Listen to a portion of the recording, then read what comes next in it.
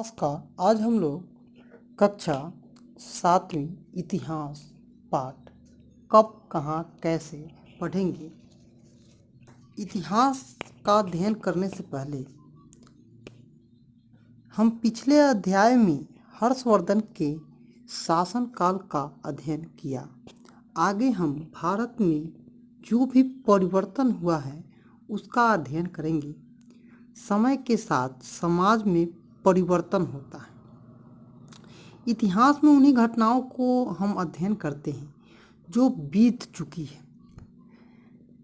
परिवर्तन कभी शब्दों, कभी स्थानों के नाम, कभी भौगोलिक सीमाओं और जीवन शैलियों के संदर्भ में भी होती है, क्योंकि खान पान, वेशभूषा, पहनावा, रीति रिवाज आदि में परिवर्तन होता है। आप अपने ही देश या दूसरे राज्य में जाएंगे तो वहाँ का खाना पीना, पहनावा आदि में अंतर आपको देखने से ही पता चलता है। जब वहाँ आप रहते हैं तो आप भी उससे प्रभावित होते हैं। जैसे आप देखते होइएगा, कोई भी बालक या कोई आदमी बाहर जाता है कमाने तो उसी के अनुसार वह ढलने लगता है। 750 ईस्वी पूर्व और 1750 ईस्वी 18वीं शताब्दी के मध्य में 1000 वर्ष में होने वाले परिवर्तन को समझने का प्रयास करेंगे। हिंदुस्तान नाम का प्रयोग भारत और इंडिया के पर्यायवाची के रूप में किया जाता था। मतलब इसके अपवाद या आप समझ सकते हैं उसके उल्टा एक भी कह सकते हैं। हिंदुस्तान की भौगोलिक सीमा उन क्षेत्रों पर आधारित थी जो तुर्क सत्ता के अधीन थे। यहाँ पर 3 शताब्दी बाद मुगल वंश की स्थापना बाबर के द्वारा की गई। यहाँ पर तुर्की के लोग यहाँ पर अधिकार किए हुए थे। उसके बाद यहाँ पर मुगल शासक हुआ जो कि बाबर के द्वारा यहाँ पर स्थापित किया गया। हिंदुस्तान शब्द का प्रयोग पूरे भूभाग के लिए किया जाता था। इस समय 17वीं शताब्दी के अंतिम वंशज और औरंगजेब के समय में हुआ। आप हमारे राज्य बिहार शब्द का सबसे पहले प्रयोग पूछा जाता है कि बिहार शब्द का सबसे पहला प्रयोग 13वीं शताब्दी के इतिहास का मिनहाज ए सिराज ने किया। बौद्ध बिहार की भूमि को अर्ज ए बिहार का नाम भी दिया गया। अब हम पढ़ेंगे मध्ययुगीय भारत का आर्थिक जीवन मुख्यतः कृषि पर आधारित था। वाणिज्य, व्यापार और शहरी जीवन। यहाँ पर मध्ययुग भारत का आर्थिक जीवन मुख्यतः कृषि पर आधारित था। साथ साथ छोटे स्तर पर विभिन्न आर्थिक गतिविधियों के संकेत भी मिले हैं। मतलब छोटे छोटे वाणिज्यिक कृषि हमारे यहाँ उस समय मौजूद थी। इसमें वाणिज्यिक व्यापार और शहरी जीवन को रफ्तार धीरे धीरे बढ़ने लगी। इससे विज्ञान और प्रौद्योगिकी यहाँ पर उस समय जो परिवर्तन हुआ इन सालों के बाद, जो एक दशक के बाद इसमें परिवर्तन हुआ वो दिखने लग गया था। लोगों के रहने सहन विचार में परिवर्तन के कारण भारत के साथ साथ पूरे दुनिया की प्रौद्योगिकी में बदलाव हो रहा था। जैसे आप जानते हैं कि प्राचीन समय से खेती लोगों की आय का प्रमुख साधन है और आज भी हमारे भारत में खेती ही आय का सबसे बड़ा साधन है। खेती की कुराई के लिए कुदाल या फव्वारा का इस्तेमाल होता था। बाद में हल का भी प्रयोग होने लगा। किस चीज़ का प्रयोग होने लगा? तो हल का होने लगा। खेतों की सिंचाई हेतु जल प्राप्त करने के कई साधन थे। वर्षों के जल को तालाबों में और कुएं में इकट्ठा की जाती थी। कुएं से सिंचाई होती थी और यह पारंपरिक तरीका था। ठीक है। प्राचीन समय से ही होता है रहट का इस्तेमाल होने लगा। यहाँ पर आप एक फ़ोटो देख रहे हैं रहट, ये पहले के ज़माना में यूज किया जाता था। ये धुनिया है और ये चरखा है जो कि सूत काटने में काम आता है। रहट में जंजीर लगी होती थी जो पानी को गहराई से निकालना पाना संभव होता था, जिसको हम कांटा भी कह सकते हैं। आप कुआं हुआ देखे होइएगा तो वहाँ पर ग्रामीण परिवेशों में रहता है। दांतेदार पहिए इसे पशु शक्ति के उपयोग द्वारा जंजीर की गति को ठीक तरह से नियंत्रित करने में सक्षम था, और जानवर क्या करता था, उसको खींचता था और उससे पानी ऊपर आ जाता था। प्राचीन भारत में वस्त्र उद्योग का क्षेत्र में धागों की कताई केवल हाथों से और पहिए और तकली का प्रयोग किया जाता था।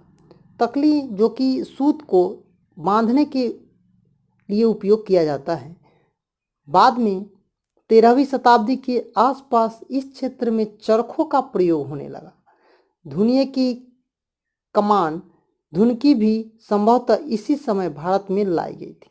आप देखते होइएगा धुनिया जो कि आपके यहाँ रुइया को बनाता है, ये आप देखते होइएगा ये मशीन है उसका उस समय 13वीं शताब्दी के आसपास आने की संभावना व्यक्त की गई है।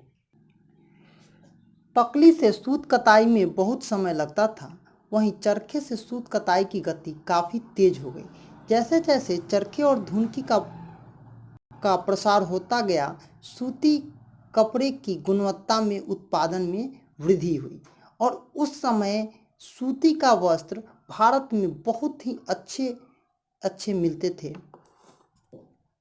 जैसे कि आपने कक्षा 6 में पढ़ा है, लेखन के क्षेत्र में हमारे देश के लोग तार के पत्रों का या ताम्र पत्रों का या भोजपत्रों का इस्तेमाल करते थे।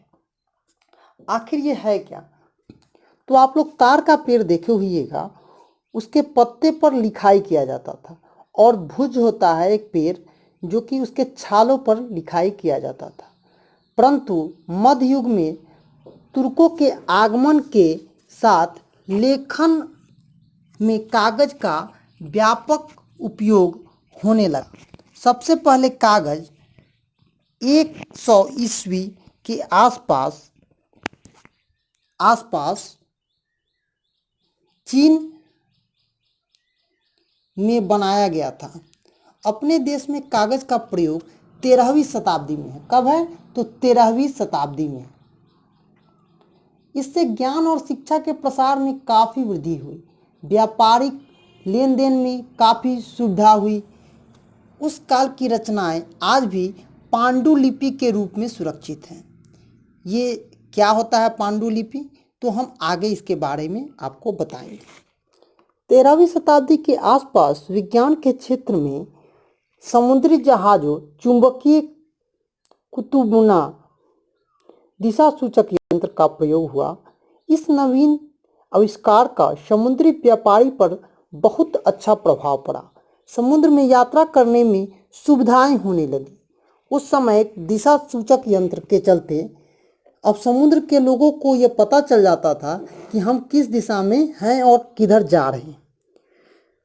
14वीं शताब्दी में सुल्तान फिरोज शाह ने इकाई 3 में इसके बारे में विस्तृत ढंग से बताया है। फिरोजाबाद दिल्ली में एक मीनार पर अनेक नक्षत्र घड़ी, एक धूप घड़ी और एक जल घड़ी भी लगवाई थी, जिससे समय की सही सूचना प्राप्त होती थी। और हमारे यहाँ आज भी बहुत सारे लोग नाक के गति या धूप के पड़ाव को देखकर बता देते हैं कि कै बज रहा है। युद्ध के क्षेत्र में घुड़सवार सैनिकों की सुविधा के लिए 2 महत्वपूर्ण आविष्कार हुए इसी समय। पहला आविष्कार क्या था? तो लोहे का रकबा। आप देखते होइएगा कि युद्ध लड़ने के लिए जो मुंह में पहना जाता था उसको रकबा कहते थे। सैनिक अपने मुंह को ढाकते थे उससे, और घोड़े पर जमक कर बैठने की सुविधा प्राप्त हो गई, और घोड़े के ऊपर उसको भी लगाया जाता था। इसके उपयोग से युद्ध क्षेत्र में आक्रमण का तरीका और अधिक कारगर हो गया। दूसरा आविष्कार क्या था? तो लोहे का नाल। घोड़े के जो पाँव होता है उसमें क्या किया गया? तो उसमें एक नाल ठोका गया जो कि क्या होता है? लोहा का एक पत्थर होता है। नाल लगाने के दो लाभ थे। पहला, इसमें नरम जमीन पर घोड़े के पैर को अच्छी पकड़ प्राप्त होती थी और दूसरी, खुरदरे कठोर धरातल पर खुर सुरक्षित रहता था। भारत में इन दोनों आविष्कारों का प्रचलन 9वीं शताब्दी के बाद हुआ। मतलब ये जो हमारे यहाँ आया, कब आया? तो 9वीं शताब्दी के समय आया। परंतु इसका व्यापक प्रयोग तुर्कियों के आगमन, जब तुर्क यहाँ पर आए तब ये ज़्यादा हुआ। नई प्रौद्योगिकी व विचारधारा लाने में भारत के बाहर के आए लोगों की बहुत बड़ा योगदान था। जैसे कि आप जानते हैं, प्राचीन समय से ही उपद्वीप के लोग व्यापार करने के लिए दूसरे देश में जाते थे। ठीक उसी प्रकार इस देश के भी लोग दूसरे जगह व्यापार करने भारत आते थे। उस समय व्यापारिक केंद्र था भारत, क्योंकि यहाँ पर मसाला बहुत ज़्यादा मिलता था, कपड़ा बनता था। ऐसे ही एक व्यापारियों का समूह अरब प्रायद्वीप से भारत के पश्चिमी तट की ओर भारत आया। धीरे धीरे इसमें से कुछ व्यापारियों ने यहाँ रहना प्रारंभ कर दिया। अरब लोगों ने 18वीं शताब्दी में सिंध पर अपना शासन कर लिया। सिंध एक प्रदेश था, उस पर इन्होंने क्या किया? अपना शासन स्थापित कर लिया। इन्होंने अरबों के साथ भारत में एक नई धर्म का प्रचार किया, जिसे हम इस्लाम धर्म के आगमन का समय कहते हैं। इस्लाम धर्म में लोग यह मानते हैं कि एक ही ईश्वर है, अल्लाह। हजरत मोहम्मद अल्लाह का पैगाम यानी संदेश लाने वाले पैगंबर हैं। इस्लाम धर्म के अनुयायी मुसलमान कहलाते हैं। और ये क्या कहलाते हैं? तो मुसलमान कहलाते हैं। मुसलमान का जो धार्मिक ग्रंथ है वो कुरान शरीफ है।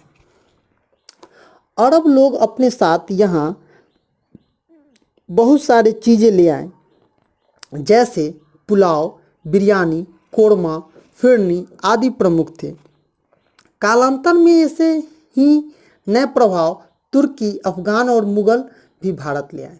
जब कोई कहीं जाता है और वहाँ का डिश उसे अच्छा लगता है खाना, तो वो हमारी कल्चर में भी शामिल हो जाती है। अरबों का प्रभाव भारत के सीमांती व तटीय क्षेत्रों तक सीमित नहीं रहा। इस संपर्क के ज्ञान विज्ञान वैचारिक स्तर पर समितियां आदान प्रदान द्वारा कालांतर में तुर्क, अफगान, ईरानी और मुगलों ने इस देश में प्रवेश कर लिया और भारत में अस्थायी राज्यों की स्थापना की। इन्होंने बहुत समय तक भारत को क्या किया? अधिकार करके वहाँ पर राजतंत्र अपना स्थापित करके चलाया। इसके आने से सामाजिक, सांस्कृतिक और बौद्धिक जीवन में ज़्यादा ही बहुत व्यापक दूरगामी प्रभाव पड़ा और इसमें हमारी भाषा और बहुत सारी चीज़ों का परिवर्तन भी देखने को मिला। रहन सहन, पोशाक, रीति रिवाज आदि प्रभावित हुए। इनमें एक मिली जुली परंपरा का विकास हुआ, जिसे गंगा यमुनी संस्कृति भी कहते हैं। इसके बारे में विस्तृत रूप से आगे हम पढ़ेंगे। प्रसिद्ध विद्वान सैयद सुलेमान नकवी ने भारत में बस गए अरब के एक कवि अबू जिलद सिंधी ने अरबी गीत का उद्धृत किया, जिसमें वह भारत का दिल खोलकर प्रशंसा की। इस समय स्थानीय धर्म में काफ़ी बदलाव आ चुका था। इस देश के बहुत सारे लोग हिंदू धर्म को मानते थे और हिंदू धर्म मानने वाले लोग बहुत सारे देवी देवताओं का पूजन करते थे। कभी कभी अग्निकुंड में हवन भी करते थे, इसे यज्ञ कहा जाता था। और आज भी हमारे हिंदू धर्म में यज्ञ होता है। मध्य युग में हिंदू धर्म में कई बदलाव देखने को मिला है। भारत में हर जगह हिंदू धर्म मानने वाले लोग प्रायः शिव, विष्णु, राम और कृष्ण जैसे देवताओं को मानते थे। लेकिन इस काल में तांत्रिक विचारधारा शैव मत की एक शाखा के रूप में उभरा, जिसमें कपाल खोपड़ी धारण करना तथा कपाल में ही भोजन करना। आप जानते भी होइएगा, जो तांत्रिक लोग होते हैं वह कपाल मतलब कि खोपड़ी में खाना खाते हैं, जिसे हम लोग नास्तिक भी कहते हैं। जैसे कि आपको याद होगा कि गुप्त काल में वैष्णव संप्रदाय लगभग पूरे भारत में फैल चुका था। अपनी उदारवादी प्रवृत्ति तथा विष्णु के अवतार में अलौकिक देवताओं की उपासना के कारण यह संप्रदाय अधिक लोकप्रिय था। इसमें कृष्ण की रासलीला का बड़ा महत्व था। हमारे यहाँ भी आज भी रासलीला, रामलीला ये होता है और ये हमारी संस्कृति का एक अभिन्न अंग है। गुप्त काल में मातृदेवी की उपासना पूर्व रूप से प्रतिष्ठित हो चुकी थी। पार्वती, लक्ष्मी, दुर्गा, काली आदि अनेक रूपों में शक्ति की उपासना प्रचलित थी और अब देवी की पूजा होने लगी थी और उसमें पार्वती, लक्ष्मी, दुर्गा, काली ये देवियों की पूजा होती थी। 7वीं शताब्दी इस उपासना में तंत्र मंत्र का विकास बड़े पैमाने में हुआ। तांत्रिक मंत्र के आराध्य, ध्यान, योग, पूजा तथा चर्चा, अनेक प्रकार के आचार की व्यवस्था की गई। इसके अतिरिक्त इस काल में समाज में ब्राह्मणों की प्रतिष्ठा में बहुत वृद्धि हुई। राजाओं द्वारा बड़े बड़े मंदिरों का निर्माण किया गया। रुचि बढ़ने लगी। दक्षिण भारत के चोल शासक अपने भव्य मंदिरों के निर्माण के लिए जाने जाते हैं और आप जाइएगा दक्षिण भारत में तो बहुत सारे मंदिर आज भी आपको देखने को मिलेगा। और वो कौन बनवाए हैं? तो चोल राजा जो थे उनके द्वारा निर्मित की गई। इस युग का एक महत्वपूर्ण परिवर्तन भक्ति की अवधारणा के रूप में हुई। भारत में इस विचारधारा के कई संत हुए जिनका नाम हम लोग आज भी सुनते हैं, जैसे कबीर, रैदास, रामानंद आदि सुप्रसिद्ध संत कवि हैं। इनके दोहे आज भी आप आम आदमी द्वारा सुने जा सकते हैं, क्योंकि ये खड़ी भाषा और उस समय प्रचलित काव्यांशों में भी अंकित था। समझने का प्रयास किया। बिना किसी कर्मकांड, बाह दिखावा, प्रेम, भाईचारा, भक्ति के द्वारा भगवान के करीब पहुंचाया जा सकता है। इन भक्ति संतों की कई तरह की मुसलमान संत भी थे जो सूफी संत कहलाते हैं। मुसलमान में जो संत हो जाते हैं उनको सूफी बोला जाता है। सूफियों ने इस बात पर जोर दिया कि सच्चे दिल से अल्लाह का प्रेम करना, धन दौलत पर पद सब त्याग कर गरीबों और लाचारों की सेवा करना ही धर्म है। बिहार के प्रसिद्ध हिंदी भक्त कवियों में दरिया साहब का नाम उल्लेखनीय है। इनका जन्म शाहबाद जिले के एक मुस्लिम परिवार में हुआ था। पटना जिले के मनेर के प्रसिद्ध हजरत शरफुद्दीन अहमद प्रमुख सूफी संत थे। इनके बारे में हम पढ़ेंगे। और अपना बिहार, उसके मनेर में आज ये अवस्थित है। नए सामाजिक और राजनीतिक समूहों का उदय। अभी आपने देखा कि मध्यकाल में जीवन की विभिन्न विधियों में परिवर्तन है और समाज का नियम है परिवर्तन होता रहता है। इन परिवर्तनों ने लोगों के सामाजिक और सांस्कृतिक तथा आर्थिक जीवन को बहुत ज़्यादा प्रभावित किया। सामाजिक और राजनीतिक स्तर पर कई समुदाय अस्तित्व में आ गए। इसी काल में राजपूतों ने भारतीय इतिहास में एक नई शक्ति के रूप में पदार्पण किया। राजपूत कौन थे और कहां से आए थे, इस पर इतिहासकार एक मत नहीं है। राजपूत शब्द के अंतर्गत केवल राजा और सामंत नहीं, बल्कि सेनापति और सैनिक भी आते हैं। एक अन्य समुदाय कवि और चारण का था जो राजाओं के पराक्रम, उनकी दयालुता और विजय गाथा का गुणगान करता था। इस काल में जन्म लेने वाले अनेक जाति सामाजिक क्षेत्र में अब भी सक्रिय हैं और हमारे यहाँ बहुत सारी जातियों का उदय हुआ। हमारे यहाँ बहुत सारी संस्कृतियाँ आई, रीति रिवाज आया और आज भी यह व्याप्त है। इस समय बिहार में बहुत से जनजातीय समूहों का उदय भी हुआ, जैसे चेरो राजवंश प्रमुख चेरो ने शाहाबाद, सारण, चंपारण, मुजफ्फरपुर और पलामू जिले में शक्तिशाली राज्य की स्थापना की। चारों लगभग 300 वर्षों तक इस क्षेत्र में एक शक्तिशाली राजवंशों के रूप में चैनपुर शाहाबाद जिले का बाधम नामक चेरो सरदार का कब्जा था। लगभग इन्होंने कितने सालों तक, तो 300 सालों तक यहाँ पर अपना राज किया, जिसमें 2 बेटे चांद और मुंड इस क्षेत्र के चंडेश्वरी और मुंडेश्वरी नामक मंदिर लोक कथाओं में है। ये वीडियो आप न्यू एजुकेशन पॉइंट के तरफ से देख रहे हैं।